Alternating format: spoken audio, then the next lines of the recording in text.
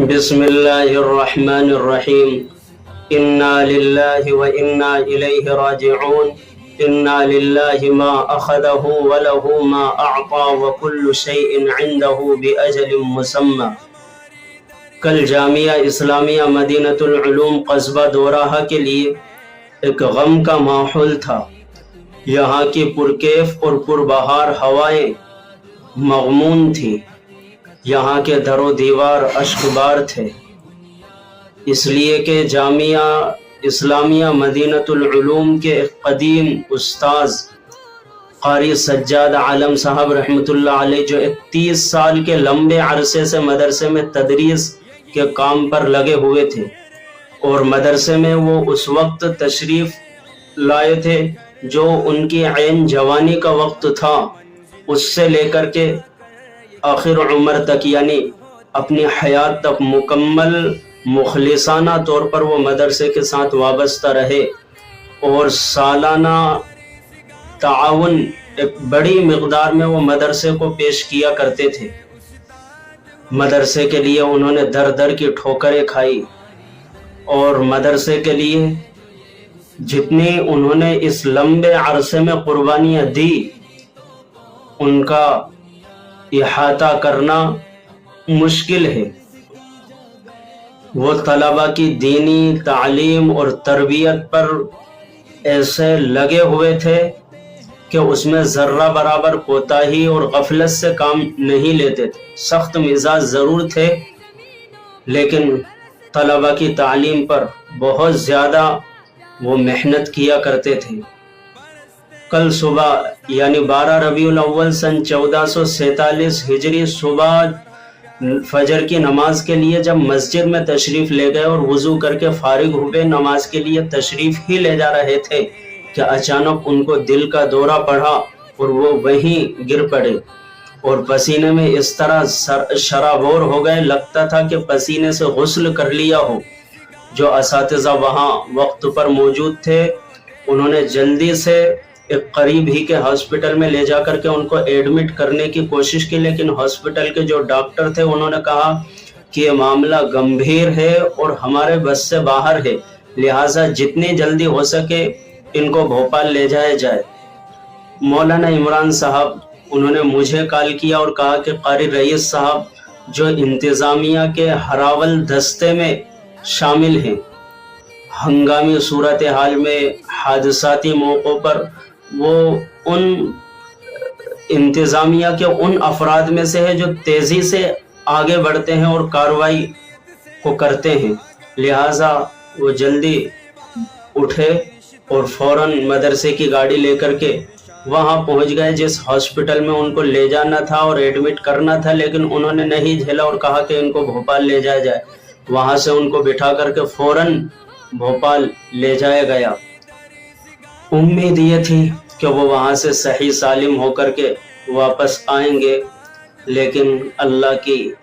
مرضی اور اس کے فیصلے کچھ اور ہی ہوتے ہیں۔ اللہ تعالیٰ نے ان کی جو مدت طے کر رکھی تھی وہ ان کی مدت آ چکی تھی، اور ڈاکٹروں نے یہ کہا تھا اگر 45 منٹ کے اندر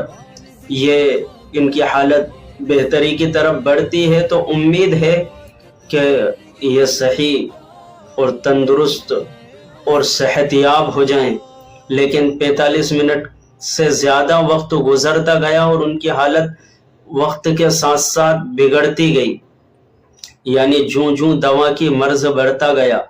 اس طرح بیماری بڑھتی گئی، یہاں تک کہ انہوں نے خود اس بات کا مشاہدہ کر لیا اور انہیں اندیشہ ہو گیا، اور مدرسے کے جو محتمم صاحب تھے حضرت مولانا امین اللہ صاحب دامت برکاتہم العالیہ، جنہوں نے جیسے ہی سنا کہ استاذ کی طبیعت خراب ہے، انہوں نے فوراً یہاں تک کہ یہ کہا گیا کہ یہ بتایا کہ چائے پی رہے تھے اور چائے کا آدھا کپ بھی انہوں نے نہیں پیا تھا، اور جیسے ہی اطلاع ملی وہ فوراً بھوپال کے لیے روانہ ہو لی، اور جب ہاسپٹل میں پہنچے اور استاذ سے ان کی ملاقات ہوئی، استاذ گھبرا رہے تھے تو انہوں نے تسلی دی اور کہا کہ آپ انشاءاللہ صحت یاب ہو جائیں گے اور آپ جلدی شفا یاب ہو جائیں گے، اور وہ وہیں ان کو بار بار دم کر رہے تھے، ان کو حوصلہ دلا رہے تھے، ہمت دلا رہے تھے۔ لیکن بہرحال انہوں نے تو مشاہدہ کر لیا اور یہ کہا کہ اب میں زندہ نہیں رہوں گا، اور بس وہ ان کے جو وظائف تھے ان کو پورا کرنے میں مشغول ہو گئے، یعنی جاں بلب تھے لیکن اپنے آخری جو وظائف تھے ان کو بھی انہوں نے نہیں چھوڑا، یہاں تک کہ ان کی موت کے وقت سے پہلے کا جو وقت ہے اس کے بارے میں جو حضرات وہاں موجود تھے انہوں نے بتایا کثرت سے لا حول ولا قوت الا باللہ کا ورد کر رہے تھے اور کلمہ پڑھ رہے تھے، اور اسی حالت میں یعنی ذکر و اذکار کی حالت میں وہ اس دنیا سے رخصت ہوئے۔ اللہ تعالیٰ ان کو غریق رحمت فرمائے، اور شاگردوں کی ایک بڑی جماعت، ایک بڑی کھیپ انہوں نے تیار کی اور اپنے پیچھے چھوڑی، جو ان کے لیے تا قیامت صدقہ جاریہ ہوگا، اور اس علم کا ثواب جو انہوں نے اپنے طلبہ کو پڑھایا لکھایا اس کا ثواب ان کو ملتا رہے گا۔ حدیث پاک میں رسول اللہ صلی اللہ علیہ وسلم نے ارشاد فرمایا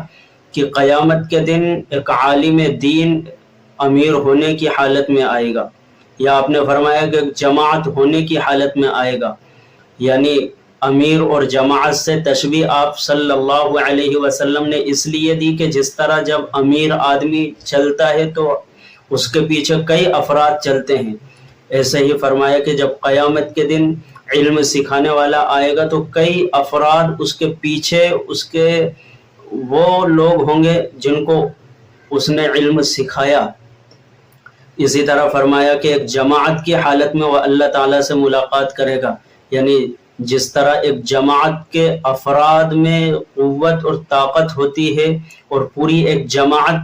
ہوتی ہے، اسی طرح فرمایا کہ یہ قیامت کے دن پوری ایک جماعت کے ساتھ کھیپ کے ساتھ آئے گا، ہزاروں افراد اس کے پیچھے وہ ہوں گے جس کو اس نے علم دین سکھایا تھا۔ اللہ تعالیٰ ان کی قربانیوں کو قبول فرمائے، ان کے اہل خانہ کو، رشتہ داروں کو، اعزاء اقارب کو، اور اسی طرح ان کے شاگردوں کو، محبین، مخلصین اور مدرسے کے تمام ہی اساتذہ کو صبر جمیل عطا فرمائے۔ آج انشاءاللہ ان کے لیے ایک تعزیتی مجلس منعقد کی جائے گی جس میں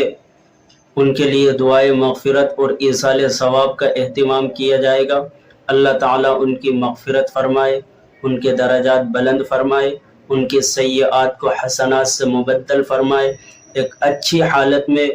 کلمہ پڑھتے ہوئے، ذکر کرتے ہوئے وہ اس دنیا سے تشریف لے گئے۔ امید ہے کہ اللہ کے یہاں وہ مغفورین میں شامل ہوں گے۔ اللہ تعالی ہم سب کو ان کے لیے صدقہ جاریہ، جو ان کے طلبہ ہیں، جو ان کے شاگرد ہیں، بس انہیں چاہیے کہ وہ اپنے استاذ کو ہمیشہ دعائے مغفرت میں یاد رکھیں، استاذ کے جانے کے بعد ان کو بھلا نہ دیں، ان کے احسانات کو یاد رکھیں، ان کے لیے ایصال ثواب اور دعاؤں کا اہتمام کرتے رہیں۔ السلام علیکم ورحمۃ اللہ وبرکاتہ۔